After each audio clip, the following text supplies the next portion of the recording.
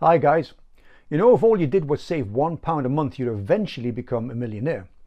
I mean, it would take you 83,333 years, but the principle is the same, it's just maths. But if you understand the wealth formula and how to apply it, you can reduce that length of time to one that's more believable and more practical. But before I explain how to do that, please smash that like button, and if you're watching these videos for the very first time, then please consider subscribing. Now, for those of you who aren't aware of the wealth formula basically states that wealth is merely a product of three variables. They are an amount of money, they are time, and they are an advantageous interest rate or growth rate. Now, by playing with the variables, you can design your own particular wealth strategy for where you are on your own individual journey to wealth. I'm going to cover them very briefly here, but if you want a more in-depth coverage, then go to our website, stupidisthenorm.co.uk, click on the downloads page. There's a free ebook called How to Retire When You're 30, and in there's a whole chapter on the wealth formula. So let's start where we began, with the pound a month. Now, we clearly worked out that the pound a month wasn't going to work, so let's increase that pound to £1 a day, say £30 a month. And if we do that, it reduces the time down to 2,739 years. So whilst that's better, it's still pretty much impractical. So let's play with another variable in the formula, that is the interest rate or growth rate. And let's assume that our vehicle for growth is going to be a low-cost index tracker. Now, if you're investing in this stock exchange for a long time, then you expect to get a return about 10%. So I'm going to use that figure as a compound interest growth. So at £1 a day, call it £30 a month, at 10% interest, we get to £1 million in 57 years. Now that's better, but you still have to be a bit patient. So let's tweak it a little further. Now, what I haven't taken into account is that £1 a day in today's terms is not the same as £1 in 57 years time, and that's because of inflation. So what I'm going to do in my calculations is add the cost of inflation in there.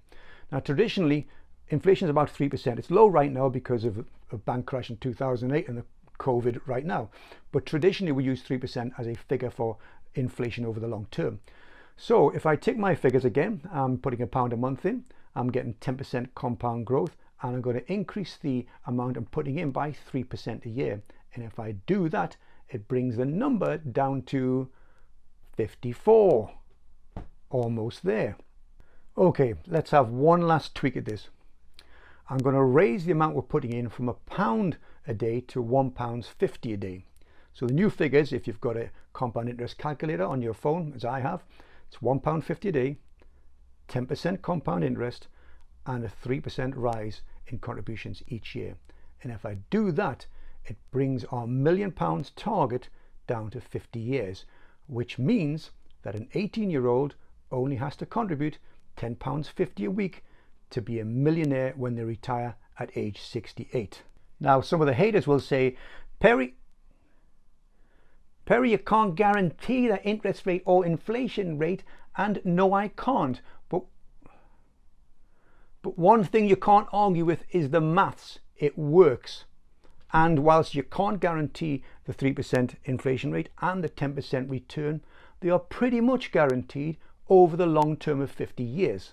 Interestingly, if you've been putting these figures into a compound interest app on your phone, as I was doing, then you'll notice that in year 49, the amount accumulated, in year 50 it's obviously over £1 million, the year accumulated in 49 is £103,000 less than our ultimate £1 million. And that's how much our individual would have lost had he delayed for a year. So when's the best time to start? The best time is to start now. And it's never too late, because I started when I was 57. If you know an 18-year-old who likes to see this video, then please consider copying the link and send it to them right now. We'll speak again. Don't be stupid and don't be normal, guys.